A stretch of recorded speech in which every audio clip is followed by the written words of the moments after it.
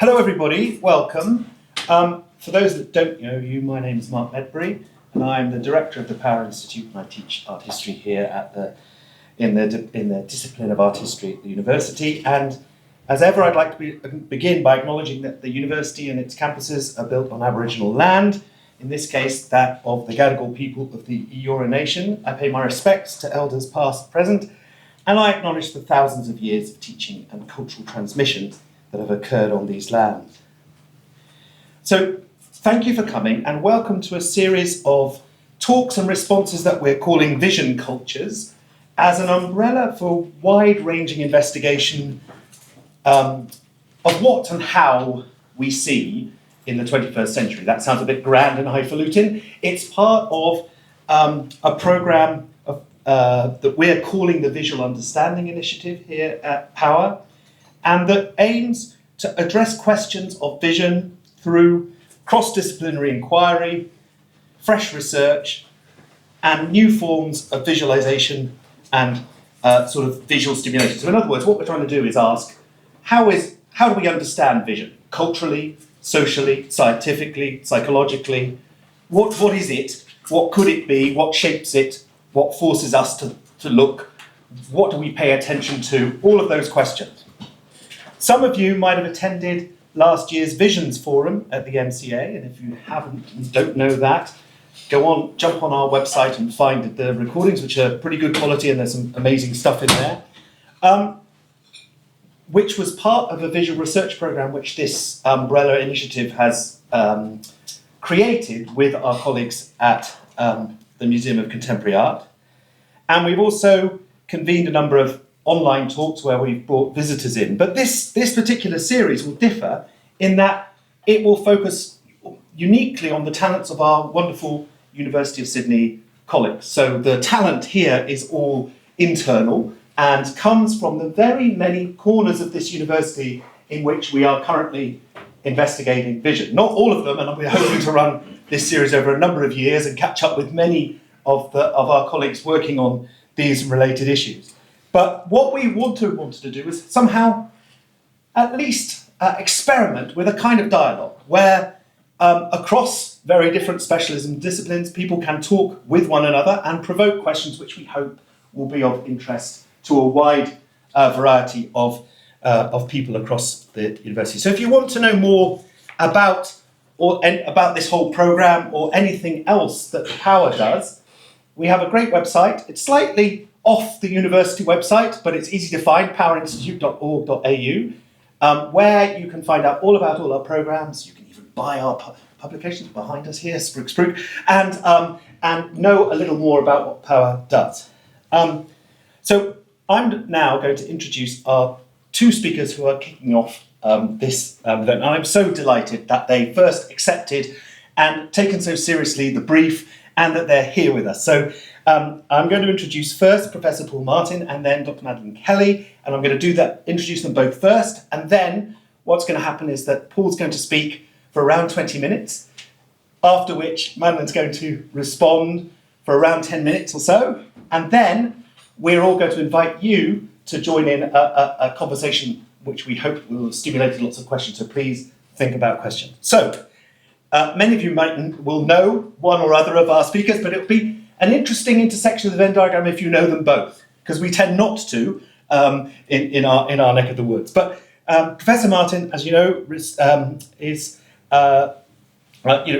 sort of a world-renowned ophthalmology specialist and scientist of investigating particularly colour, form and motion in the visual world.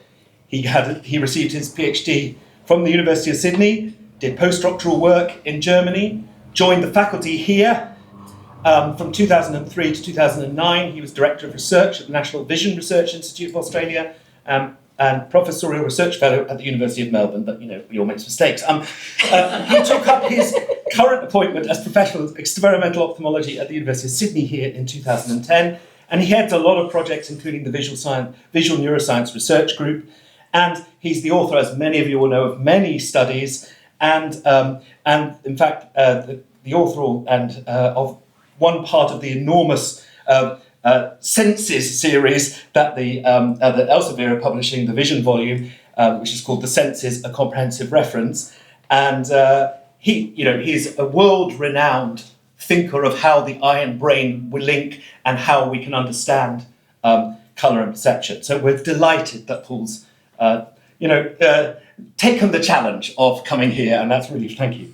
And Madeleine Kelly, as many of you will know, is an artist and senior lecturer in painting at Sydney College of the Arts. And Madeleine works primarily in painting, engaging with human encounters in nature and elemental forces. She has long-standing research and practice interest in art and science crossover, specifically in colour. Her work has been shown, as you will know, at a number of exhibitions, most recent, maybe not exactly most recent, but most recent bigly in Entangled Flashes, Verwickelte Blitze, at the Galerie Spinnerei Archiv Massiv in Leipzig, in Germany. She's also well known for her Birds and Language show and her writings, and her interest in colour has itself is resulting in many experiments, artworks and writings. So as I said, I'm going to leave it now to our speakers. They will speak one after another, and then we will get to questions from all of you, we hope. I'm so sorry it's going to be standing room only, but if it's any comfort, I'm standing too. Okay, thank you very much, and Paul.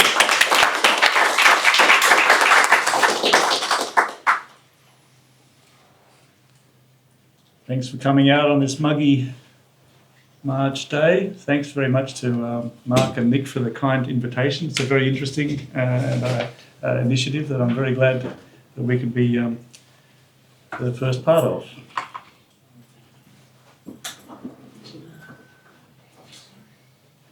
So my field is sensory physiology, and more particularly in colour as an aspect of our visual world and of our visual perception. But colour, of course, is a very sort of broad field. It encompasses physics, perception, but of course we know very broadly that colour in nature is most animals are coloured. Most animals use colour. All animals can see, and most have eyes, and the vast majority of animals use colour or discriminate colour in some way. Colour in art, of course, is a huge field. I myself am interested in colour evolution and how humans and other primates have evolved colour sense, and colour blindness, of course, it's clinically important, and colour vision defects are an early sign of many visual diseases, and so it also is important clinically. Okay. Here we go.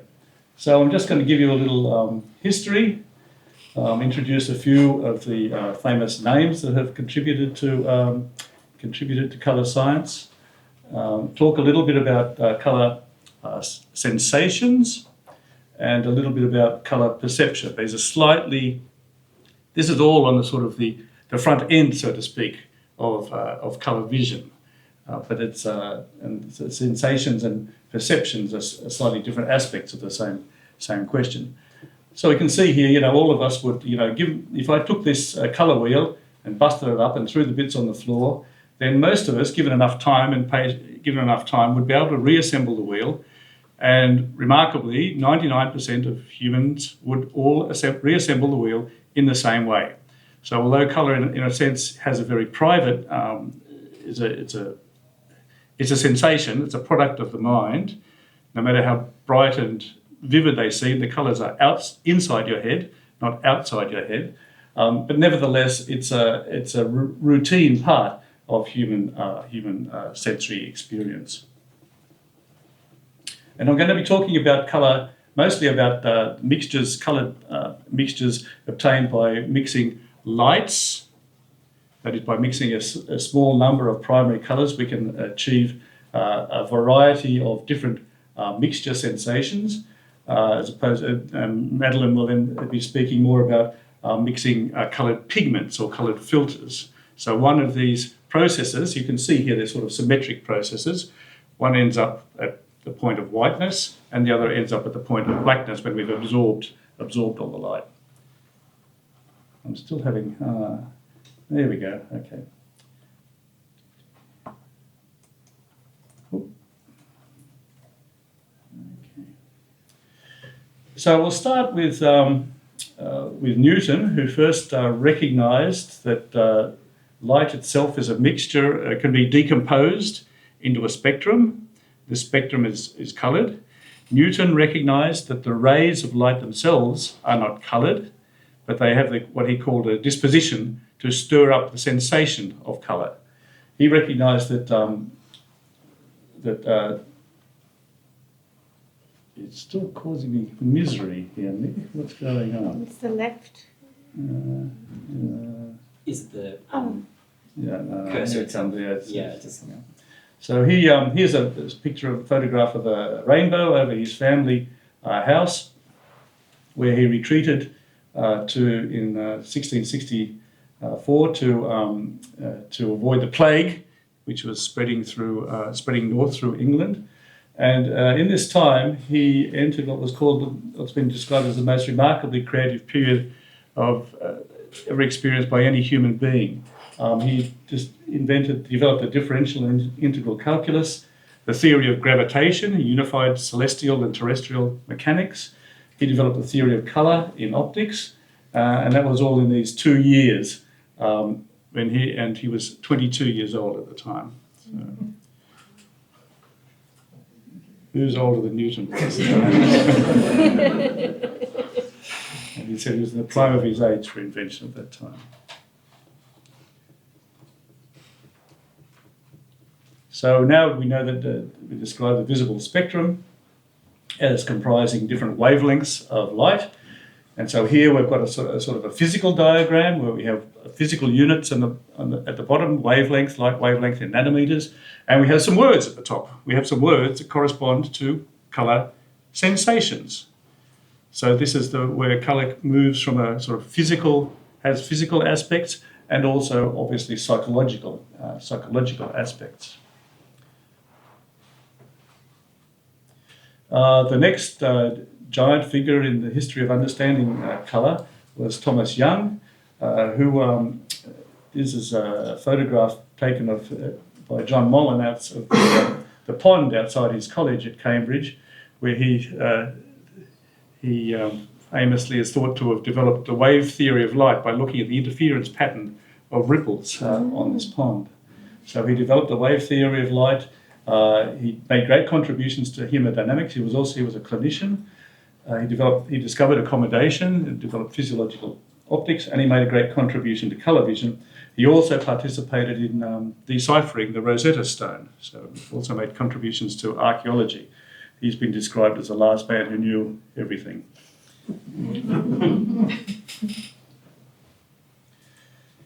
So here's what he said. He says that it was known by now, in the years after Newton, that practical knowledge accumulated by dye makers, by weavers, by painters, that a large range of colours could be generated, of colour experience could be generated by mixing small numbers of primary lights or primary pigments or primary threads. And so Young brilliantly deduced that, well, how could the retina have a special particle for every wavelength of light? And how can the visual system then be somehow limited this is the limit of the visual system, is their ability to mix, to create new sensations. So he proposed that the number was limited, and he proposed 3, and this is the sort of the figure down here is a current sort of view of the 3 receptor types in your eye, sensitive to short, medium, and long wavelengths of light. And just as a painter may use 3 tubs of paint to create a wide and vivid palette, your brain can mix the sensations from this small number of receptors to generate perceptive thousands, millions of different colours. We now know that this is the trichromatic theory of colour vision is correct. This is a picture of the inside of my eye. You can see here there's the blood vessels coursing across the inner surface of the eye. It sort of comes and goes. Here we go. That's my blind spot. With the help of my colleagues Andrew Mather and Philip Bedggood, we imaged the actual receptor layer in my eye. And you can see here see this little speckled sort of salt and pepper pattern here. Those are the individual photoreceptors that turn light energy eventually into nerve signals that sense of sight is based on. This very complex machine here is a complex ophthalmoscope which corrects for the turbulence corrected for the poor optics in my own eye. They were developed to correct for the field of astronomy, and David Williams and colleagues famously applied it to the ophthalmoscope. So there are receptors in my eye, and David Williams and Austin Rohde and colleagues were able to apply this method to distinguish the receptors in living human eyes. So 200 years after Thomas Young's original suggestion that there are 3 receptor types in living human eyes, we have proof positive. It's a triumph of reductionist science.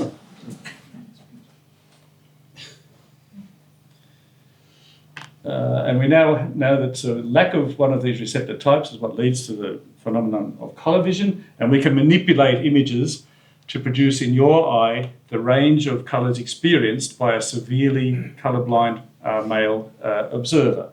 And so if you're lacking one of the receptors, then the 3-dimensional world of colour vision sort of collapses onto a single blue-yellow dimension. So now let's turn to a second strand of understanding colour vision. We've seen this sort of, I guess you could call it British empiricist, rationalist, reductionist view. And we can see another strand of understanding colour vision. Not completely beginning, but the major champion was Johann Wolfgang von Goethe. He was a romantic poet, painter. He was most famous for his romantic work, The Sorrows of Young Werther, but he was also a scientist. He discovered that the human skull contains an intermaxillary bone, which was previously thought to be absent from humans and was a sign of the divine providence of humans over animals. So he shows the essence of that was that humans are animals. He wrote The Metamorphosis of Plants, one of the first great works of biology, and this was in 1790, over 50 years before Charles Darwin's Origin of the Species. So he made very many important scientific contributions. And he also developed a theory of colours. He also, was a massive producer of poetry, letters, and drawings. And Goethe had read about Newton's prism experiment, and he borrowed a prism, and he was a busy guy. And he didn't really read completely Newton's description of his experiments. He only read the abstract. So instead of passing a beam of light through the prism, he held the prism up to his eye. And what he saw astonished him. He said he looked at a white wall and the wall still looked white. And so his interpretation was, Newton was wrong. He said, I looked through the window at the white wall through a prism and it stayed white. But eventually he discovered that when he looked at edges in the world, he saw coloured fringes around the edges. So he developed the idea that it was the interaction of lightness with darkness that generated colour, not wavelengths of light or anything like that. This is a view through my office window. The top one is just the view with a camera, and the second one is a view through a prism.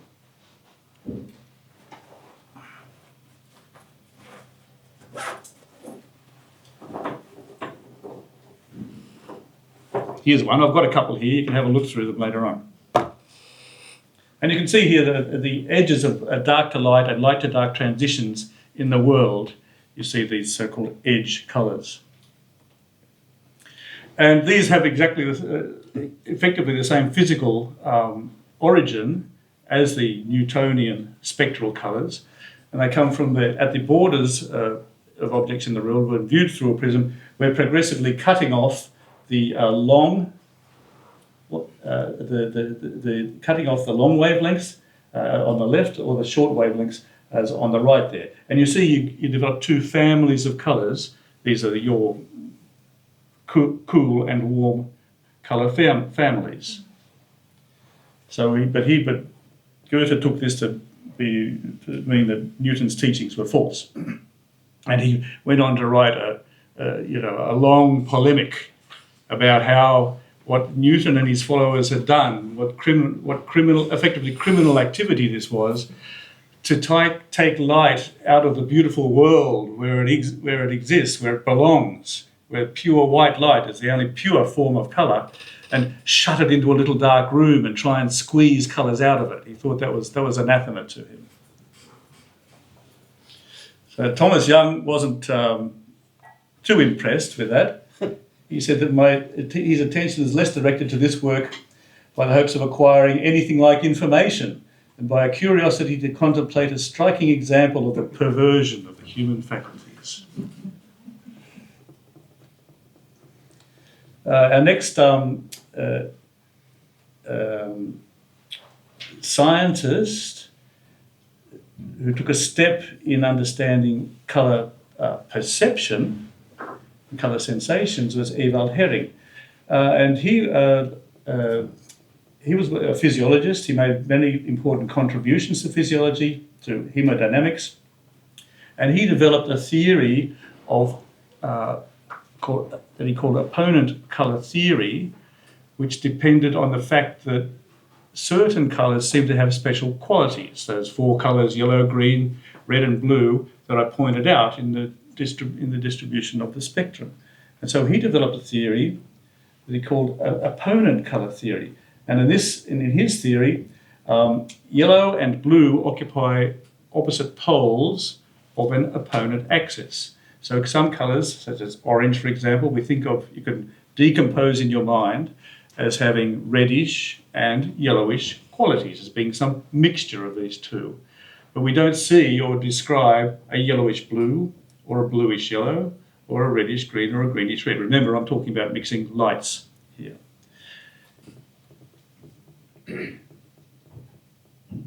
So you can see evidence for opponent colours in your own eye. Normally you move your eyes about 3 times around to view objects, about 3 times every second for every moment of your waking life. And this sequential, what I call fixations, we're unaware of them because the brain compensates for the eye movements. But if you pervert that process now and fix your eyes steadily on the black spot in between those two upper coloured plaques there, I'm just extemporising a little in order to enable you to tank up your adaptive apparatus. And now if I let you move your eyes down to the lower dot, you should see a complementary after image. And notice the direction of change of the colours. It's in a horizontal direction. So this is evidence for opponent colours. So we have a trichromatic theory, which we know indubitably is correct, that it can account for colour mixtures and colour sensation. And we have an opponent colour theory, and there's evidence for opponent colours in colour, the border between colour sensation and colour perception.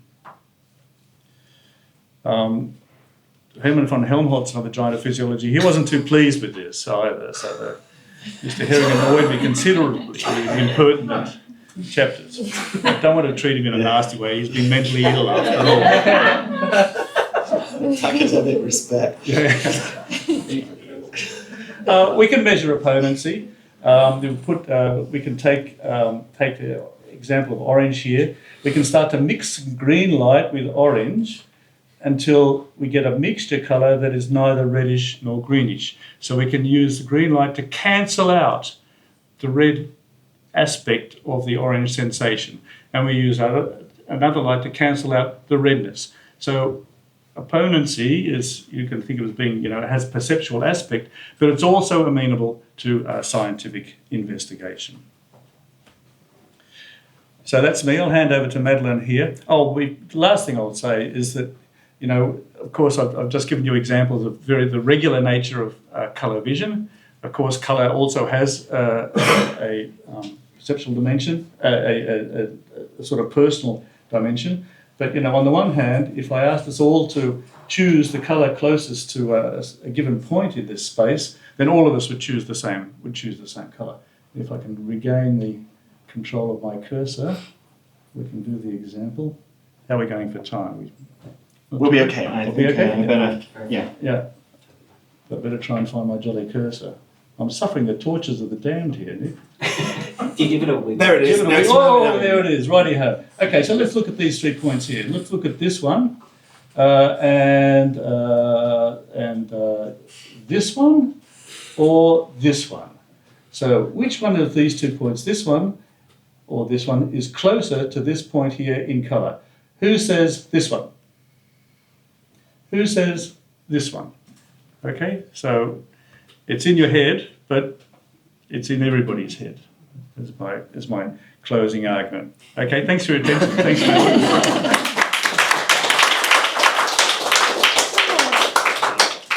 Wow, thank you so much, Paul. It is pretty incredible to learn about our absolute connection to colour. So what you've really illustrated is the innate wiring we have to colour and light as an animal organism. And I suppose in that sense the celestial as well, because ultimately most light does originate from the sun. So it kind of is a segue into a question I'd like to lead into eventually. But in order to get there, I thought maybe we could chat a little bit about colour and art. So part of the joy of my job, teaching art, is to deliver a lot of colour theory and, whether it be additive or subtractive colour mixing, there is this idea of, 3 fundamental primaries. But what you've illustrated is that actually primaries are but a node in a network of many different spectrums of light, if you like, and that it's not a fundamental of, like, the perception of colour or colours or primary colours themselves are not, like, fundamentally a characteristic of light, and they're not a fundamental to matter either, that they are percepts. They're in our heads, and that's interesting in itself, because I suppose we're really seeing nanometers, and this notion of primaries is irrelevant. However, when it comes, and actually when in talking to Paul prior to this talk, he interestingly pointed out that when he refers to colour, it's more a kind of slang or a collective term to all the different possible, or the diversity of colour in these particular brackets, if you like. But I am intrigued by the fact that there's these 3 particular cones, that cones are receptive to 3 bands of colour, if you like, and it does link still to the colours that we use as artists. And I love this Pissarro painting, which is on a palette, and as an impressionist, he was really interested in the use of the primaries in order to create all these different colour harmonies. So I love this painting because it's on a palette, and it kind of illustrates its origin, if you like, the context from which it's unfolded. And the neo-impressionists were really interested in the difference between mixing light, additive mixing and subtractive mixing. So when we mix colours on a palette, it's actually called subtractive colour mixing, because you're taking colour out of the rainbow, and what you end up is a duller colour. You end up with duller colours, more muted colours, which we actually think are very beautiful in the art world. But when we mix light, they're much more vibrant, and I'll show you an illustration of that that links to some of the experiments that Paul is interested in by Maxwell, who was someone who followed Helmholtz, a scientist that Paul just referred to. But so this kinetic work here, I may as well show it to you right now. It does illustrate the difference between mixing light and mixing colour. So on the periphery, you can see like equal amounts of the blue and the purple. The blue and the red. And in the middle is the same two pigments mixed together to produce this, what would be called a purple, but it's more of a muted purple. It's a browny purple. Anyway, so when this disc rotates, you see these pure pigments. We call them primaries for those of you who aren't artists, because you can't mix them. They're pure colours that cannot be mixed from any other colours. You have to buy them. And so the light from the red and the blue is, correct me if I'm wrong, but it's falling on your retina in rapid succession and creating this kind of optical vibrating effect. And it was that kind of stuff that the neo-impressionists were so interested in. So they were following all of these scientific discoveries about, our perception to light in the cones in our eyes and applying them to their pointillist compositions, which I'll show you in a second, or maybe I'll show you now. Actually, Matisse was really interested in these ideas too. So I love dance, because dance actually has like the three primaries when we're mixing light additively, the blue and the green and the red. And of course, this experiment by Chevreul is related to the slide that Paul showed you earlier, and illustrates a lot of the different, like the pairs of complementary colours that the neo-impressionists were interested in. So here's Rudd's circle that was created by investigating our physiological response to looking at colours and the different coloured complementaries that when I look at it and I can see how it corresponds to the cone, the peak sensitivities in the different cones that Paul's been showing us, maybe not strictly, but roughly speaking.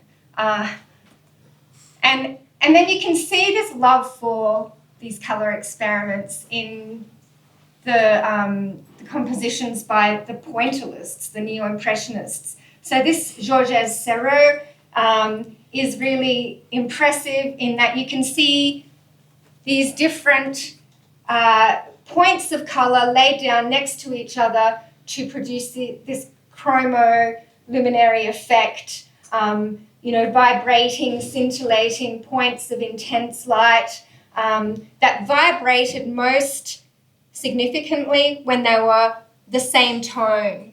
And that's really important to get that effect. You can't probably see it as well on this screen because the light ruins the effect, but when you see them in the flesh, they scintillate, and they have to be the same tone in order to get the flashing effect to occur.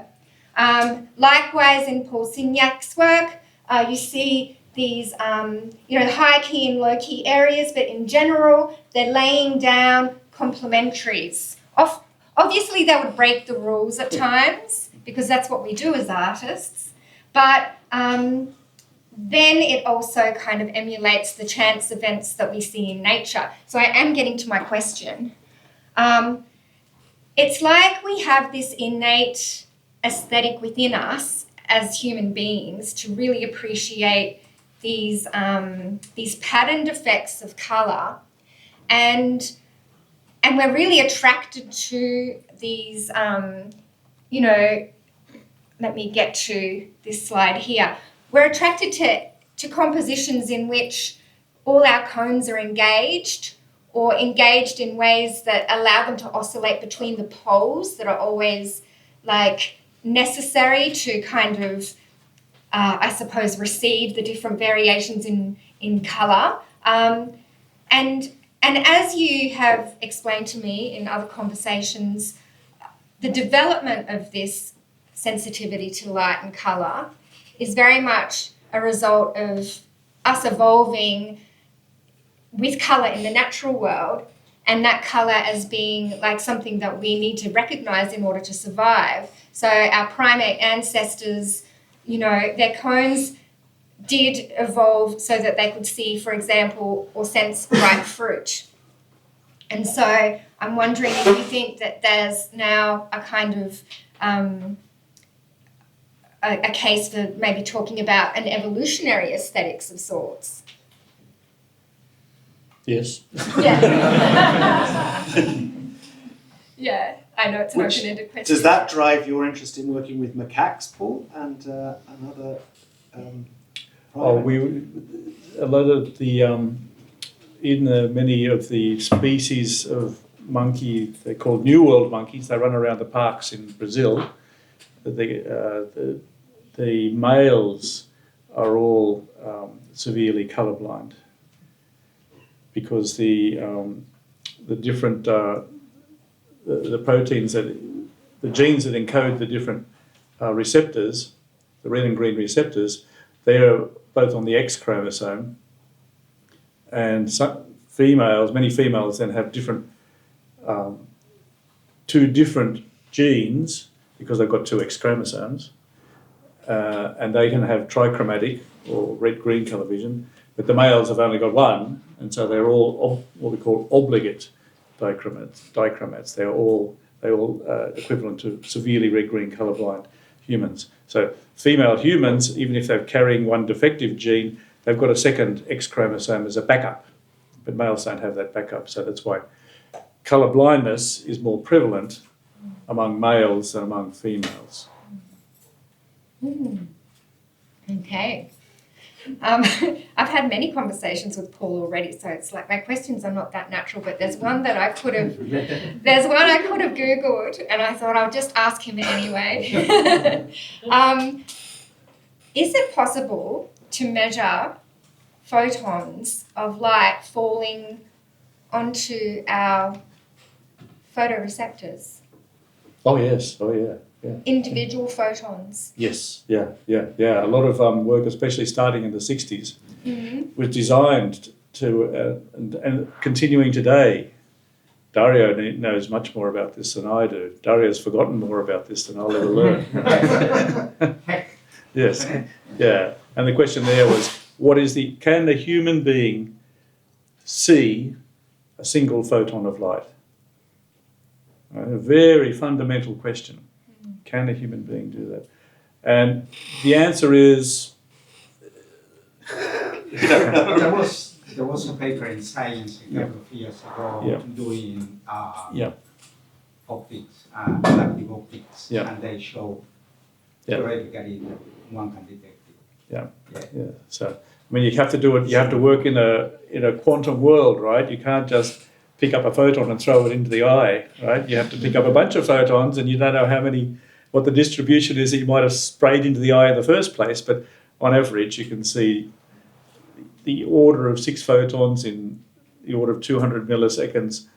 So if you run the sums through, the answer is yes. And do you think that we'll ever be able to control photons in a way that would allow us to come up with a code, like a binary code? For example, one photon of light could be like a plus, and then no photon is nothing, is a zero. Oh, well, there you go. Well, I mean, you'd be a very rich person. Okay. Because that's what quantum computing is all about. Oh, is it? Yeah, optical computing is working with using photons as information sources. Yeah. Okay. I'm not saying we're in the wrong field. No. We're asking the right questions. Yeah.